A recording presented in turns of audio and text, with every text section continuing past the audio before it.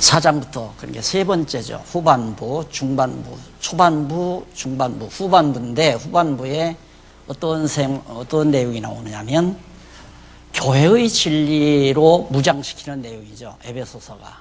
다시 말해서 우리가 진리로 무장하는데 매우 중요한 부분이 뭐냐면 교회란 무엇인가. 이 교회를 우리들은 상식적인 것이 아니라 그냥 구습에 젖은 교회 모습. 이게 건물이 있고 종탑이 있고 십자가가 꽂혀 있고, 그리고 교회 가면 피아노가 있고 강대상이 있어서 목사가 강대상에서 설교하는, 그게 교회라고 하는 것으로 딱 굳어져 있어요. 아무리 내가 30년 동안 가르쳐도 실제로 생활을 그렇게 하다 보니까 우리들마저도 자꾸 그런 생각을 하면서 이제 흔들리는, 잘못 알고 있는. 그래서 교회란 무엇인가라는 진리가 매우 중요한데, 세 번째로 교회의 생활이 도대체 뭐냐. 교회는 교회하면 오늘 우리들이 교회 아니에요. 사람이 교회란 말입니다. 그래서 우선 교회 생활에 있어서 신약교회 생활이 신앙생활에 대한 권고, 성령께서 신앙생활을 하도록, 교회 생활은 신앙생활이니까 하나님을 경외하는, 믿고 경외하는 삶이기 때문에 그 삶을 권고하는데, 우선 성령께서 새 사람을 입도록 권고해서 새 사람을 입게 만들어요. 중생하고 거듭나죠. 그러니까 하나님은 너 새 사람을 입어라 라고 명령만 하고 그냥 가만히 있으면 우리들이 옛사람 벗고 새 사람을 우리들이 입는 게 아니라, 성령께서 옛사람 벗어버리고 새 사람을 입도록, 그게 바로 세례라고 하는 의식에서 보여주죠.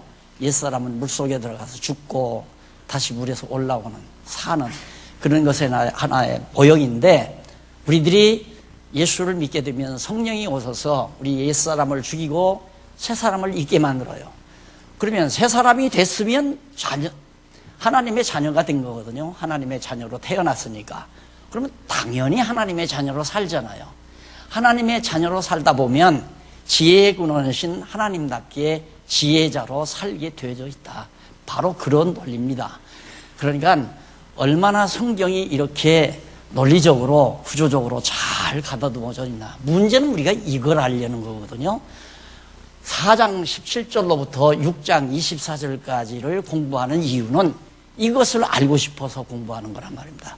이걸 알아야, 신앙생활이라는 것은 성령께서 새 사람을 있게 해가지고 새 사람으로, 즉 하나님의 자녀로 살게 하고, 그리고 하나님의 자녀로 자라서 지혜자로 살게 하시는 것이 교회 생활이로구나. 그러니까 성령께서 그렇게 해주신다는 얘기예요. 그렇기 때문에 교회는 성령이 세워나가도록 우리들이 그렇게 생활 태도를 굳혀야지, 인간이 자기 생각대로, 자기 이론대로, 자기 어떤 철학대로 교회를 세우려고 하면 지금 한국교회와 같은 이런 교회가 되는 거예요. 교회마다 다 다르잖아요. 교회마다 설교 주제가 다르고, 교회마다 교회 형태가 다르고, 목사 마음대로, 목사가 원하는 형식대로 교회가 다 이루어진다면 말입니다. 그건 아니다 이거예요. 그러니까 교회라고 하는 것은, 교회 생활은 성령께서 신앙생활에 대해서 권고를 하는데 이렇게 권고해서 해가도록 하신다. 그래서 오늘 마지막 지혜자로 살게 하는 이 대목, 먼저 5장 15절로부터 17절까지 우리가 공부를 했습니다. 오늘 계속해서 18절로 21절 13페이지에 나오죠. 거기 보면 성령 충만을 받아 찬양과 감사와 복종당할 것을 권고합니다. 여기서 중요한 것은, 이제 지혜자로 산다고 하는 것은 성령이 충만해야 돼요. 지혜의 영이니까, 지혜의 영이신 그리스도의 영, 즉 지혜자이신 그리스도의 영이시니까 성령이 충만해야 지혜자로 사는 거예요. 그러니까 성령 충만을 뭘로 알아볼 수 있는가? 찬양이 끈이잖아요. 아직도 우리 교회가 약한 부분이 뭐냐면, 찬양이 경건할 때 찬양을 3개 정도는 좀 최소한으로 했으면 해도 안 하잖아요. 왜? 찬양할 마음이 없는 거예요. 성도들의 마음 가운데. 예배당에 딱, 교회당에 이렇게 딱 나올 때, 정말 오늘은 모든 성도들 앞에서 내가 이런 찬양을 부르고 싶다. 이런 찬양 감정이 이게 솟아나야 되는데, 오늘 또 혹시 속상한 일이나 없을까? 이러고 나온다 이 말이에요. 그러니까 찬양할 마음이 저는 없는 거예요. 그래서 친구들끼리 나와서 찬양도 하고, 속교들끼리 나와서 찬양도 하고, 뭐 지교회들끼리 나와서 찬양도 하고, 가족끼리 나와서 할 수도 있고, 독창도 할 수 있고, 이게 찬양이 넘쳐나야 되거든요. 그래서 이 찬양이 넘친다는 말은 지혜자의 영이신 그리스도의 영, 성령이 우리 마음을 충만하게 한다. 그렇잖아요. 예를 들어서 우리가 생활을 하다가 뭔가 벅찬 기쁜 소식을 들었다 이거예요. 아들이 지금 막 직장이 없어서 애를 먹었는데 그만 너무너무 좋은 직장에 들어갔단 말입니다. 그러면 당장 교회 가서 우리 성도들 밥 한 끼 해드려야 되겠다 이런 생각도 나올 수 있는 거고, 콧노래가 나오잖아요. 자연히 콧노래가. 가정에 좋은 일 있으면 콧노래가 나오듯이 오늘 성령 충만한 생활을 하게 되면 항상 마음속에 이 찬송이 벅차오른다 이 말이죠. 그래서 이 찬송을 하게 되고, 그 다음 감사. 당연하죠. 그냥 범사 감사가 나가는 거예요. 모든 일에 감사한 마음이.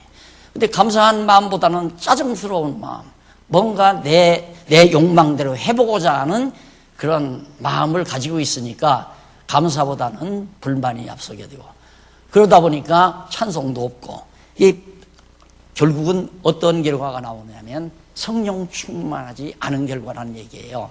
그러니까 성령이 충만한 것이 바로 지혜자의 삶이다. 그렇게 생각을 하면 됩니다. 그리고서 복종 당할 것을 권고하죠. 거기 보면 자, 이런 얘기가 나와요. 피차 복종하라라는 말이 있죠. 그 14페이지에 보면 8714페이지 밑에서부터 아홉째 줄 중간에 보면 여기 피차 복종하라는 말 나올 때 피차 나오죠. 피차는 헬라어로 무슨 뜻이냐면 서로 또는 각각 그런 등의 뜻을 가지고 있어요. 근데 여기서는 서로 복종하라라는 말보다도 각각 복종당하라 그 말이에요. 각각으로 번역을 해야 한다. 왜? 머리 대신 그리스도가 주가 아니에요. 예, 교회란 말입니다. 그러면 이 발도 머리 대신 그리스도에게 복종당하고, 이쪽 발도 여기에 각각 그리스도에게 복종당하라. 복종하라가 아니라 그리스도에게 복종당하라. 당할 수밖에 없는 거죠. 성령의 강한 능력으로 역사하면 복종을 당하게 되는 거예요. 이게 성도 개개인 모두가 다 머리 대신 그리스도의 영이신 지혜의 영에 복종해야지, 어떤 정치적인 조직 해놓고 이 사람이 높으니까 이 높은 사람의 명령에 복종당하라. 그건 세상 정치기구나 똑같잖아요. 이것이 지금까지 제가 교회를 해오면서 고민이었단 말입니다. 어떻게 교회 머리가 그리스도라고 해놓고는 목사가 앉아서 마음대로 교회를 좌지우지 해 나가고, 또 뭐 높은 직위를 만들어 놓고 그 직위의 명령 따라서 온 교회가 움직여 나가도록 하는 거, 이거 세상 정치나 똑같은 거 아니에요. 세속 정치나. 그건 아니죠. 그러니까 교회 생활이라는 것은 머리 대신 그리스도의 영, 지혜의 영이죠. 지혜의 영의 인도함을 받아 각각 복종당하라. 복종당하면 찬송하고 감사하고, 그것이 성도들의 생활이죠. 그러니까 성도들을 우리가 교회 생활을 잘하는가 잘못하는가를 판별하는 것은 정말 찬송할 마음이 있는가, 찬송할 마음이 있는가. 저는 죄송합니다, 제 얘기에서 가끔은 여기서 막 목이 터지라고 찬송하고 싶은 마음인데 주책 없다고 해서 못하겠어요. 늙으니까 목소리도 아픈데 하고는 싶은데.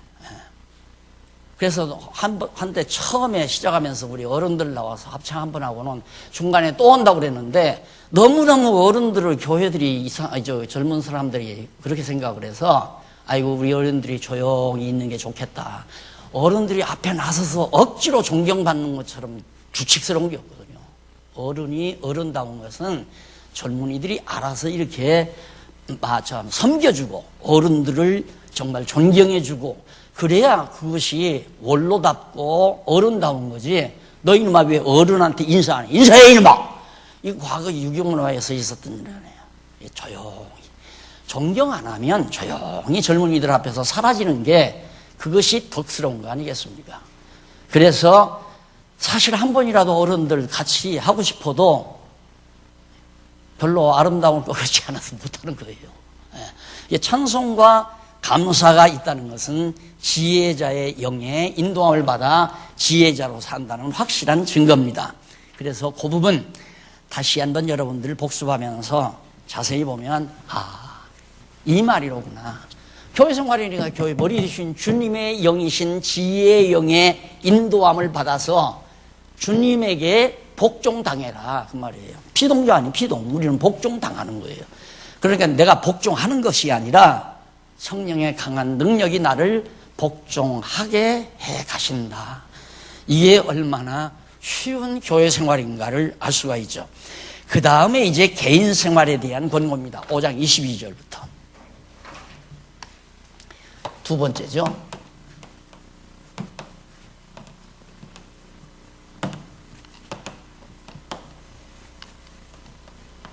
(5장 22절) 22절부터 그 이하 6장 9절까지.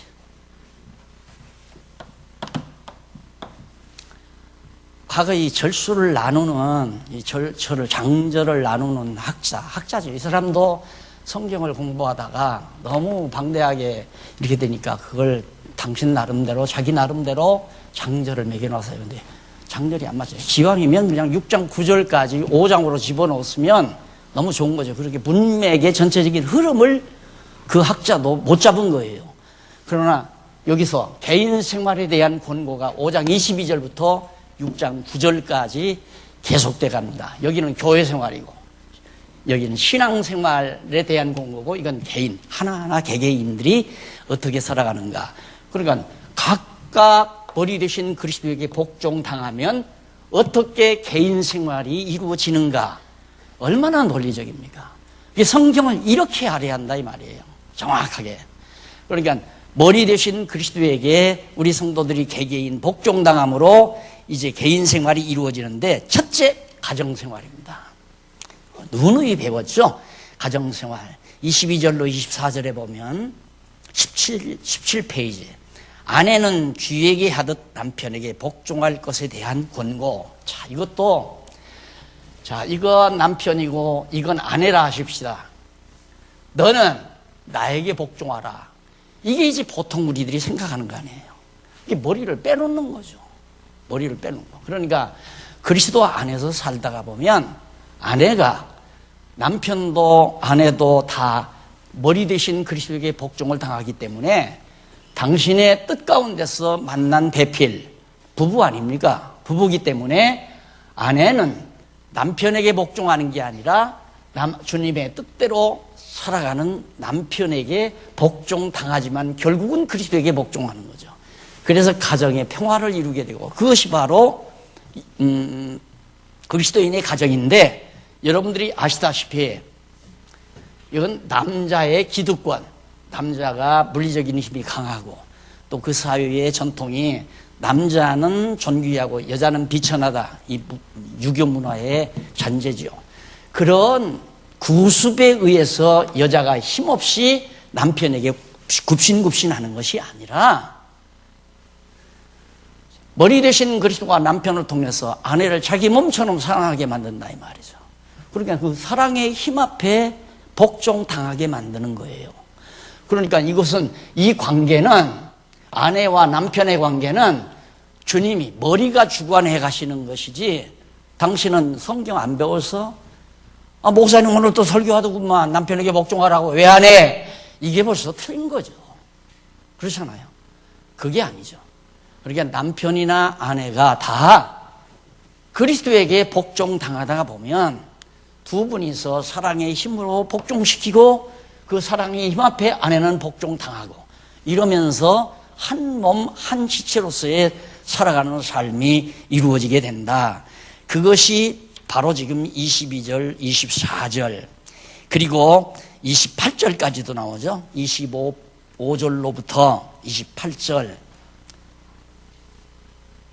18페이지에 보면 남편은 주가 교회하듯 아내를 사랑할 것. 이거 얼마나 무거운 거야.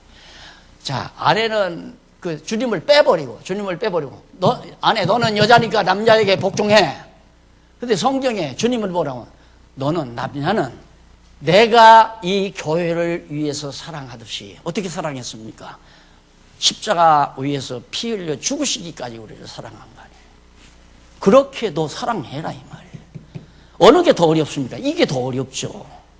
남자가 하는 게 더 어려운 거란 말입니다. 근데 자기 할 일은 안 하고 너 나한테 복종해. 여자는 남편에게 복종해야 돼. 여자가 암탉이 울면 집안 망하는 거다. 이게 지금 유교 문화가 쌓아놓은 것 아니에요. 그래서 이 그리스도 안에 있으면, 이렇게 딱 있으면 남자도 여자도 없는 거예요. 그냥 하나예요, 다. 여자는 남편의 사랑받아도 좋고, 또 여자는, 사랑받아도 좋고, 또 사랑하는 남편도 좋고, 사랑해서 좋고, 사랑받아 좋고, 그러다 보니까 둘이 다 좋고, 이것이 다 주님의 뜻대로 하다 보니까 주와 더불어 한 가정교회가 되는 거죠. 가정교회.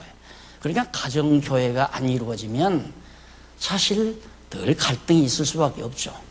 남편은 인간적으로, 세속적으로 그 시대의 문화권 속에서 그 시대의 풍습 따르려고 하고, 아내는 성경을 깨닫고 나니까 그건 아니고, 그래서 역시 육신적으로는 불행할 수밖에 없어요. 이게 한 가정교회가 이루어지지 아니하니까. 그래서 가정교회는 반드시 필요한데, 이것이 바로 그리스도와 교회를 말하는 거다. 이게 가정 아니에요. 그리스도가 주님의 몸 된 교회를 사랑하는 것처럼 남편이 아내를 사랑한다. 이제 이런 뜻으로 바로 개인 생활이 이루어지는 것. 그래서 개인 생활마저도 누가 주관하느냐 하면 교회 머리 대신 그리스도가 주관한다는 얘기예요. 아내가 미운데 어떻게 사랑해요? 미워 죽겠는데, 싫은데 어떻게 사랑해요? 그거 억지로 안 되는 거란 말입니다. 사랑해지니까 사랑하는 거고, 참아지니까 참는 거고, 그거 다 누가 주관하냐면 머리 대신 그리스도가 주관하는 거란 말입니다. 그러니까 또 남편에 대해서도 그러죠. 정말 마음에 안 들지만 참고 기다리는 것은 역시 그도 주님의 지체로서의 살아가는 삶이기 때문에 정말 성장하기를 참고 기다려주는 것뿐이지, 미워하고 증오하고 이런 관계는 형성될 수가 없는 거다. 일단 그리스도 안에서 거듭나고 중생한 자가 성숙된 자 아니에요. 아내가 성숙했으면 아내가 어른이고, 남편이 성숙했으면, 그러니까 신앙이 누가 성숙했느냐에 따라서, 성숙도에 따라서 우아래가 설정이 되는 거지 남자 여자 관계로 설정되는 게 아니에요. 그래서 교회 안에서 남녀 차별을 없애버리려고 역시 지도자 협의회를 하는 것도 권사, 장로로, 지도자, 동력자로 그렇게 해서 딱 해놨는데, 우리가 그거 안 하다 보니까 과거에 남자만 의지하던 것을 그대로 구습을 못 버리는 거죠. 그러니까 하루아침에 개혁이 안 됩니다. 개혁이라는 것은 이 하나님께서도 애굽에서 살던 세대들이 바로 가나안 땅 들어가서 새로운 기독교, 여호와 하나님 문화를 만들어간 게 아니에요. 광야에서 일단 옛 세대들 다 가잖아요. 새로운 세대들을 데리고 와서 가나안 새로운 문화, 하나님의 백성의 문화를 이끌어가듯이, 그래서 사실 개혁 작업이라는 것은 한 해 두 해 사이, 10년, 20년 사이 되지는 게 아니라 한 세대, 두 세대를 거치면서, 그래서 종교개혁도 오랜 세월 거쳤잖아요. 종교개혁 당시도 법률을 만드는 것만, 헌법, 잘못된 헌법이지만은 장로교 헌법을 만드는 5년 걸렸대요. 5년. 아무리 해봐도 이러면 성경에 어긋나고 이러면 안 될 것 같고, 그거 연구하느라고 5년 동안 법률을 5년 동안 만들어서 해놨는데도 문제가 생긴 거 아니에요. 그러니까 개혁 작업이라는 것이 한두 해 사이에 완성되는 건 절대 아니다. 그래서 여러 가지 혼란이 있고 어려움이 있을 수밖에 없는 거죠. 그 다음 부부의 일체의 비밀에 대해서 29절로 33절까지 잘 아시는 내용이죠. 그 다음 6장 1절로 4절에 보면 자녀들과 부모들이 각각 취할 바른 태도에 대해서, 9절이 아니라 4절이네요. 죄송합니다. 맞습니까? 6장 4절 가시. 자녀들아 너희 부모를, 이것도 역시 이걸 자녀라 하십시다. 이건 부모고, 자녀들아 너희 복종해라 이 말이에요. 순종하고 복종하라. 이것도 똑같은 거예요. 부모나 자녀나 다 주님에게 각각 복종을 당하기 때문에 그리스도 안에서 자녀들이 가정교회를 이루어서 부모와 자녀들이 한 지체를 이루게 되면 머리 대신 그리스도가 부모는 자녀를 노엽게 하지 아니하고 사랑으로 길러가게 돼 있고 자녀들은 부모를 공경하면서 순종하고 공경하면서 자라게 돼 있고 그래서 가정교회를 통해서 효자도 나와야 되고 가정교회를 통해서 부부의 아름다운 관계도 이루어져야 되고 이런 것들이 다 모두가 다 개인 생활이란 말이에요. 개인 생활. 그래서 지금 성령께서 가정 생활에 대한 권고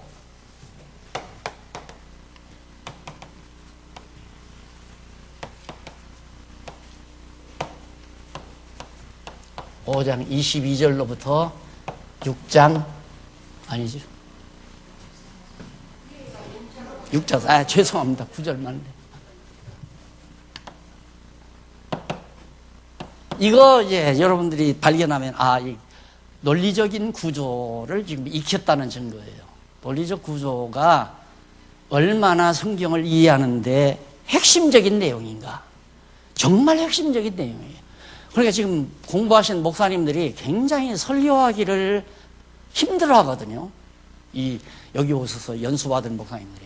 근데 내가 그렇게 일러줘요. 설교 제목 다 나와 있어요. 오늘 주일날에는 신앙생활에 대한 권고에 대해서 말씀을 드리겠습니다. 첫째, 새 사람을 입도록 권고하십니다. 자녀같이 살도록 권고하십니다. 지혜자로 살도록 권고하십니다. 보면 4장 17절로부터 벌써 5장 21절까지 한 장 이상을 가지고 주일 아침 설교할 수 있다. 이게 이제 안 해봐서 못하는 거예요, 목사님들이. 그렇게 일러줘도. 이런 내용들이 수천 개 나오잖아요, 성경개론에. 수천 개. 이걸 파악을 해야 이게 딱 두뇌가 정리가 되는 거예요. 아하. 정말 신학교의 생활이라는 건 성령께서 신앙생활도 하게 하시고 개인 생활도 다 주관하시고 섭리하셔서 가정교회도 이루시고 또 지교회도 이루어 주시고 이건 이제 지교회 생활 아니겠어요? 그리고 또 더 나아가서는 이제 전 세계 교회 생활이 바로 저런 상태로 이루어져 간다. 그런 얘기입니다. 그 다음에 이제 넘어가서 부모들이 각각 취할 태도는 절대 자녀들을 폭력으로, 억압으로, 명령으로 너 저거 해와, 너 저거 좀 가지고 와, 너 저거 오늘 일해, 이게 아니에요. 명령이 아니에요. 자녀에게도 명령이라고 하는 것은 안 통합니다.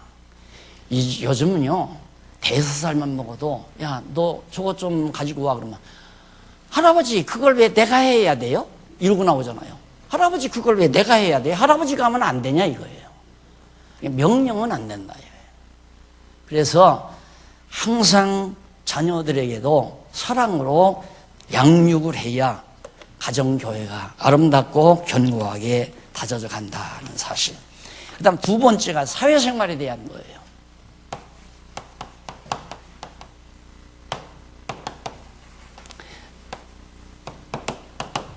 이게 6장 5절로부터 9절까지죠. 조금 나와요. 이게 사회생활이 얼마나 중요합니까? 사회생활이라는 게. 근데 아주 사회생활은 간단해요. 일단 사회에 딱 가면 사장, 그 다음 과장, 그 다음 계장 이렇게 해서 딱딱 계층이 있잖아요. 그러면 사원은 계장에게 복종을 해야 돼요. 아니면 월급 안 나오는데 목 잘린다 이거예요. 그런 제도가 지금 교회 안에서도 그대로 이루어진 거라. 우리도 해봤잖아요. 우리가 다. 그런 제도로. 제일 높은 게 박용기가 당회장으로서 제일 높은 대빵이었고 그 다음 당회원들이었고 거기에 12개의 위원장들이 딱 앉아있고 그 위원장 밑에 안수 집사들로 권사들로 해서 딱 포진들 해있고 위원들로 포진되어 있고 그 밑에 이제 각 지교회 각 속회 회원들로 완전히 피라미드식으로 삼각형 피라미드식으로 딱 돼 있었다 이 말입니다. 왜 전통 교회가 그러니까 우리 교회도 그렇게 안 할 수가 없잖아요. 그건 아니에요. 10번, 100번 생각해도 그건 아니라 이 말입니다. 이게 교회에 명령자 있으면 안 돼요. 이래라 저래라 하는 명령자가 교회 안에 존재하는 것은 그건 세속단체지, 그건 일반 사회단체지, 교회가 주님이 주관하시는 교회가 절대 아니라 이 말이에요. 그러니까 다만 하나님의 말씀을 늘 가르쳐 줌으로 그 말씀을 배움으로써 머리 되신 그리스도가 각 지체들에게 하시는 말씀을 듣고, 지체들이 듣고 그에게 복종당하는 것이 지혜로운 자의 삶이고, 그에게 복종당하는 것이 가정생활이고, 그에게 복종당하는 것이 사회생활이다. 그럼 여기도 똑같아요. 이걸 사회에 가니까 내가 사원이 됐어요. 신입사원이 됐어요. 보니까 계장이 있고, 그 다음에 이후에 과장이 있고, 그냥 하고서 사장이 또 포진하고 있다 이 말입니다. 이거 복종 안 하면 그냥 잘리죠. 네, 우리 예수를 믿는 우리 성도가 분명히 신앙적으로는 지금 주님의 지체 아니에요. 주님의 지체인데, 주님의 지체가 육신적인 밥을 벌어먹고 살려니까 회사에 믿지 아니하는 회장, 믿지 아니하는 사장 밑에 가서 사원으로 한다 이 말이에요. 걱정하지 말라 이 말. 사장도 머리 대신 주님이 주관한다. 물론 그리스도의 몸은 아니지만 다 주관하니까, 우주 만물 모두를 그리스도가 다 주관하기 때문에 안 믿는 사장도 다 하나님이 주관한다 이거예요. 그러니까 바로 왕의 마음을 누가 주관해요? 하나님이 주관했잖아요. 이스라엘 백성들 나가게 하는 마음도, 나가도록 하는 마음도 바로에게 하나님이 주었고, 못 나가게 하는 마음도 바로에게 주었다 이 말이에요. 그러니까 그걸 믿고 살아라 그 말이에요. 너는 여기 가서 사장이 아무리 너에게 불리하게 해도 순종하고 살아라. 그냥 순종하고 살아라. 안 믿는 사장이 너에게 복종해도. 왜? 내가 너를 지키고 있으니까. 그러면 내가 안 믿는 사장, 믿지 아니하는 사장의 마음도 주관해서 너를 포대접하게 할 수도 있고, 월급을 작게 받게 할 수도 있고, 많이 받게 할 수도 있고. 이 주관자가 누구냐면 주님이시니까 너는 사회생활에 가서도 절대 네 할 일 해라 이 말이야. 네가 할 일. 이것이 바로 개인 생활을 해나가는 기본 원리임을. 그래서 상전에게 순종하라고 그러잖아요. 상전에게. 그리고 할 수만 있으면 벗어날 수만 있으면 벗어나되, 그렇지 않으면 그냥 부름받은 그대로 살아라. 안 믿는 회사에 들어가서 회사 일하면서 주일날도, 일요일에도, 주일날에도 경건에도 참석도 못하고 교회도 못 나오는 한이 있더라도 항상 마음이 불편하잖아요. 그게 하나님 앞에 상달이 된다 이 말이에요. 오늘 또 교회를 가고 싶은데 사장이 오늘 특별한 날이라고 출근하라고 하니까 갈 수밖에 없죠. 가면서 마음 먹는 그것을 하나님이 기도로 받으신다 이 말이에요. 그럼 하나님께서 사장의 마음을 움직여서 자네는 교회 나가야지, 오늘 자네는 빠지게 해줄 수도 있고, 안 그러면 하나님께서 나를 정말 그리스도를 잘 믿는 그런 회사로 옮겨가 가지고 편안하게 신앙생활하며 사회생활도 할 수 있도록 해주든가. 이런 과정을 믿고 너는 무조건 순종하라 이 말이에요. 자식들도 그렇고 아내도 그렇고 모두가 다 그리스도에게 각각 순종하라. 그러니까 아까 서로 복종하라라는 말은 내가 김 집사님에게 복종하고 김 집사님이 나에게 복종하고 그런 말 아니에요. 서로 복종하라는 말은. 그러니까 번역이 잘못된 거죠. 각각 누구에게? 그리스도에게 복종당하라. 이런 문구 하나하나가, 그러니까 헬라어를 내가 취급할 때는 그런 중대한 문제가 있기 때문에 제가 그걸 취급을 해요. 이게 그런 부분은 유심히 여러분들이 그냥 헬라어를 몰라도 잘 살펴보면 박 목사님이 훨씬 더 알기 쉽게 번역을 잘 해놓으셨구나. 이런 것들을 집에서 미리 공부해 오시라 이 말입니다. 너무 확실하잖아요. 너무 분명하고. 이런 것도 하나의 석사 논문감이죠. 사실 따지고 보면. 너희는 서로 복종하라 이 말이 틀렸다 해서 이거 잡아가지고 쫙 이렇게 정리해 놓으면 석사 논문 나오죠. 박사 논문까지는 모르겠지만 석사 논문은 나온단 말이에요. 중대한 일들이 참 많아요. 헬라어나 히브리어 취급한 것은 반드시 읽고 세심히 살필 필요가 있습니다. 그 다음에 이제 상전에게 공가를 그치라. 하며 상전에게, 그러니까 상전에게 공갈치지 말라 말이 아니라 권면을 하기를 상전에게 권면하는데 사원에게 공갈치지 말라. 너 그따구로 하면 감봉이야. 여전히 정말 우리나라는 자본주의가 너무 지금 퇴보하는 것 같아요. 여전히 옛날 6.25 문화 시절에 양반 상민 시대에 있었던 그 노예 머슴살이죠, 머슴살이. 그러니까 회사 들어가는 게 머슴살로 들어간 걸로. 사장은 또 머슴들 부리듯이 부리는 것처럼. 그건 잘못이죠. 너 그따 보면 면직이야. 너 사표내. 걸피다면. 너 감봉이야. 너 좌천이야. 이렇게 해서 다 하는 거거든요. 교회도 이 공갈이 들어가야 돼요. 그러니까 교회도 기존의 정치제도대로 하려면 목사가 강력한 카리스마를 행사해야 돼요. 당신 내 말 안 들으면 당신 장로 박탈이다. 안수집사 박탈이다. 권사 박탈이야. 다 그러잖아요. 목사 말에 절대 복종해야 되잖아요. 왜? 성경이 복종하라고 했으니까 복종하라는 얘기죠. 그런데 이걸 내려놓고 그냥 나만 내려놓고 해보려니까 이게 안 되더라 이 말이에요. 이게 다 내려놔야지. 다 같이 내려놓고 똑같이 믿는 것과 아는 것이 같은 성도들이 모여서 우리는 누구 말도 듣지 아니한다. 그리스도의 주님의 말씀을, 그리고 개인 생활에 있어서는 가정교회, 그 다음에 사회 나가서 그때는 저 사람은 교회 다니는데도 정말 누구 못지않게 정확하게 출근하고 정확하게 퇴근하고 회사에 일 바쁘게 되면 야근까지 해주고 참 성실한 사람이야. 사장의 마음을 움직일 수 있는 거죠. 그럴 때에는. 그러면 승진도 빠르게 되고 성공도 할 수 있고 이렇게 해나가라는 것이 바로 성령께서 우리 성도들, 교회 성도들로 하여금 살아가게 하는 과정이다. 그 다음에 이제 두 번째로, 세 번째죠. 두 번째까지, 사회생활까지 끝냈어요. 그 다음 세 번째로, 첫 번째 신앙생활, 그 다음 대인생활, 세 번째는 뭐냐면 일상생활.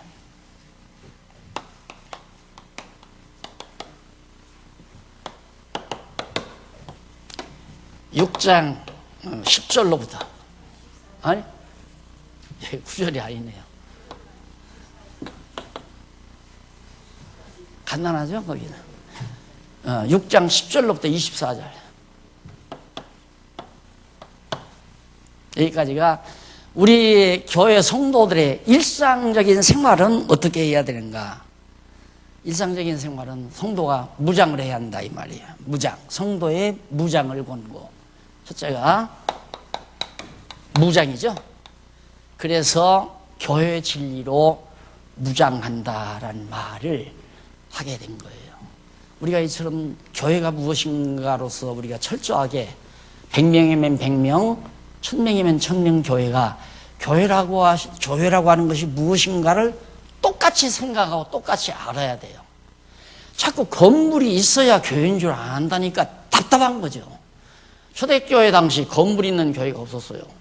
가정에서 모이는 경우가 다 많았고. 그런데 이제 예루살렘 교회도 막 몇천 명씩 모였지만 건물이 이유가 아니었잖아요. 하나님께서 확 흩어버리잖아요. 몇천 명씩. 예루살렘 교회를 몇십만 명 모이는 맘모스 교회로 키워놓는 게 아니라 그런 교회를 확 흩어버렸어요. 인간들은 모이면요 반드시 희재게 돼 있어요. 희재게 돼 있고 서로 자리 다툼하게 돼 있고 인기 다툼하게 돼 있고 하나님께서 예루살렘을 싹 흩어가지고 이방 교회로 복음이 증거되게 하시는 것 사도행전에서 우리가 다 배웠잖아요. 그러니까 교회라고 하는 것은 교회가 무엇인지를 아는 그 진리를 아는 것과 믿는 것이 같은 성도가 되지는 것. 그래서 항상 생각이 같고 뜻이 같은 그 집합체, 이것이 바로 주님의 몸 된 교회다. 그래서 필요에 따라서 우리가 이제 여력이 되니까 이렇게 장소를 만들어서 편리하게 우리가 공간을 쓰는 것 뿐이지 이것이 있어야 교회다라는 건 아니다 이 말입니다. 이것은 우리가 필요해서 여력이 다니까 마련해 놓은 우리들이 편리한 공간뿐이지 이걸 자꾸만 교회라고 생각하니까 그러니까 답답한 거죠. 그래서 제가 이거 지을 때 교회당 지차고 성전 헐지 말자 그런 얘기 했잖아요. 교회장 짓죠. 그런데 지어놓고는 이 교회당 때문에 성전이 흘려지는 결과가 와지면 안 되잖아요. 그게 잘 올 수 있거든요. 이 보이는 건물 때문에 성도 안에 서로 갈등이 있고 서로 정말 분쟁이 있으면 교회당 때문에 진짜 그리스도의 몸 된 성전, 이 거룩한 교회가 자꾸 분열이 되고 짜개지고 상처가 나고 괴로워지고 그런 결과가 나오잖아요. 그럴 바에야 이거 없어지는 게 낫죠. 그렇잖아요.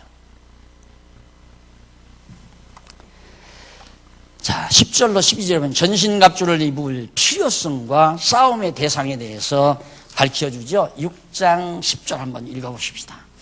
정말로 나아가 너희가 주 안에서 그 힘의 능력으로, 그러니까 성령의 능력으로 강건하여지고 마귀의 괴계를 능히 대적하기 위하여 하나님의 전신갑주를 입으라. 결국은 우리의 싸움은 마귀의 세력들이죠.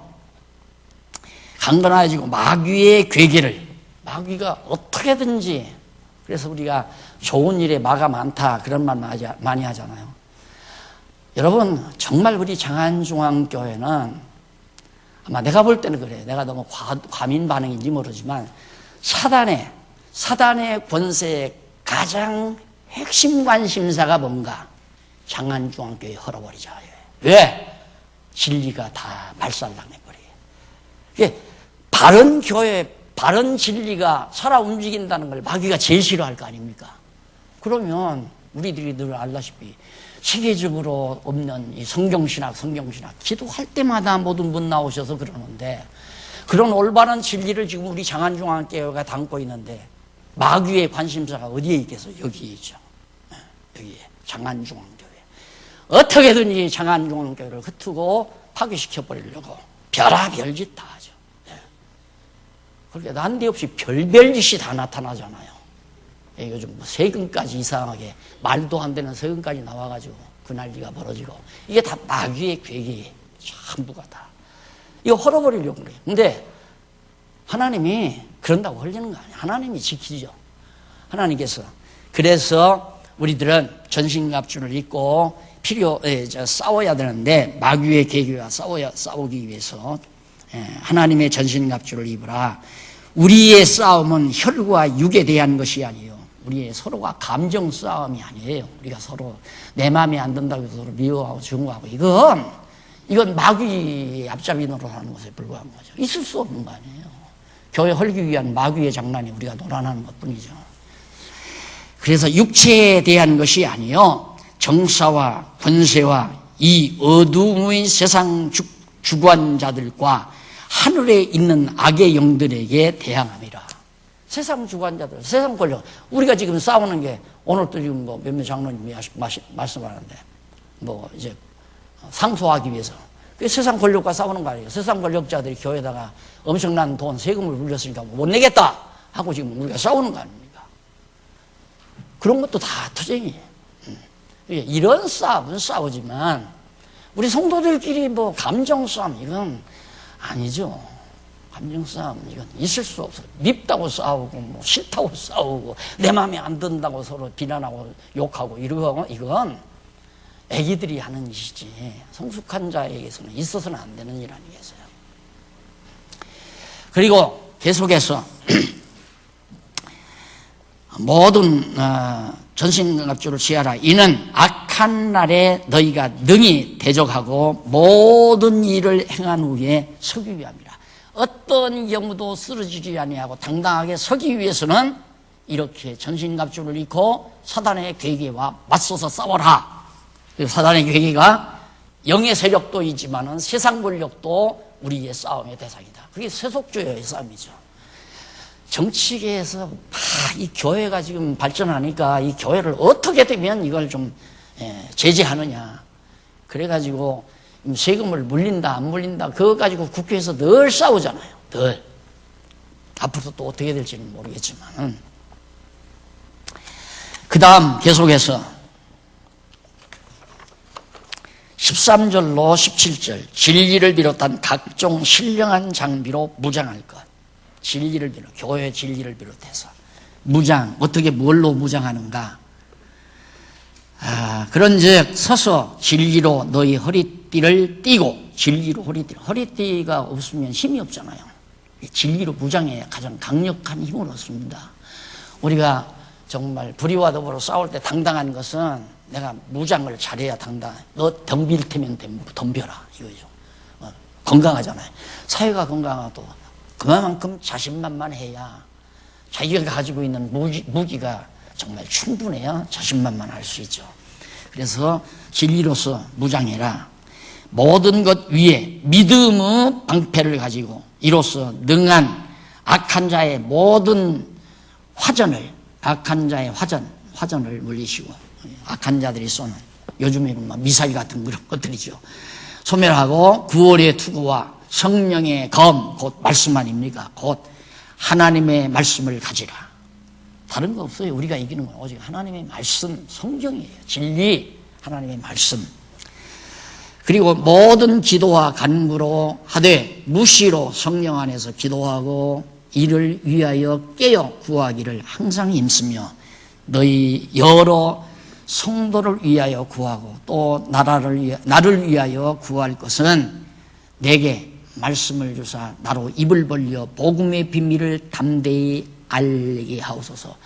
바울이 지금 고통을 당하는데 고통 면하게 해달라는 건 부탁 안 하고, 나 약해지지 않고 하나님의 말씀 강하게 잘 전할 수 있게 해달라고 나를 위해서 기도해달라. 이 일을 위하여 내가 쇠사슬에 메인 사신이 된 것은 나로 이 일에 당연히 할 말을 담대히 하게 하려 하십니다. 예. 하나님의 말씀을 받은 자가 약해져 가지고 알고도 말하지 아니하면 안 되죠. 죽는 한이 있더라도, 쇠사슬에 매여서 감옥에서 옥살을 당하는 한이 있더라도 바울의 입장에서는 바른 말, 바른 진리, 지금 이거예요. 교회란 이런 것이다.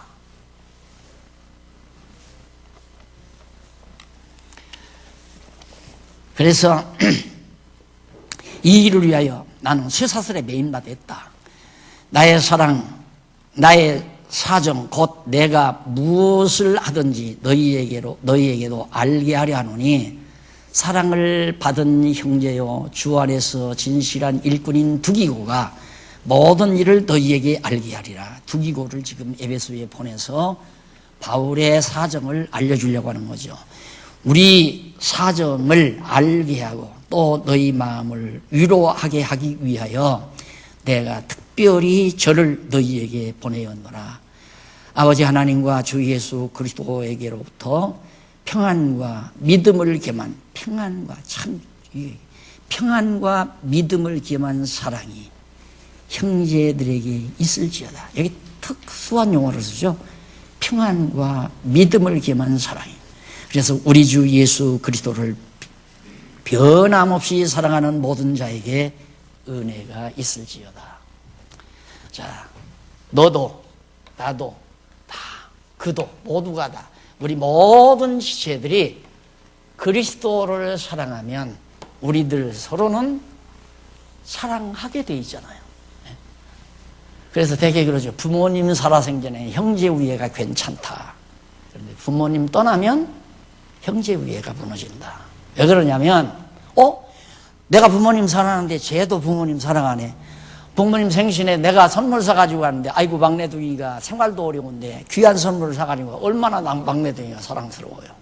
그래서 우리가 그리스도 안에서 서로 사랑한다는 말은 우리 모두가 다 각각 주를 사랑하기 때문에 주를 사랑하는 자들이 서로 사랑할 수밖에 없는 관계가 맺어져서 그런 관계를 교회라고 그렇게 이해하시면 되겠습니다. 그래서 지금까지 우리는 교회 생활, 신약교회 생활이 어떠한 건가, 신앙생활에 대해서, 개인생활에 대해서, 일상생활에 대해서 알아봤습니다. 다음 시간 쉬었다가 10분에 들어오시기 바랍니다. 쉬었다가 계속해서 빌립보서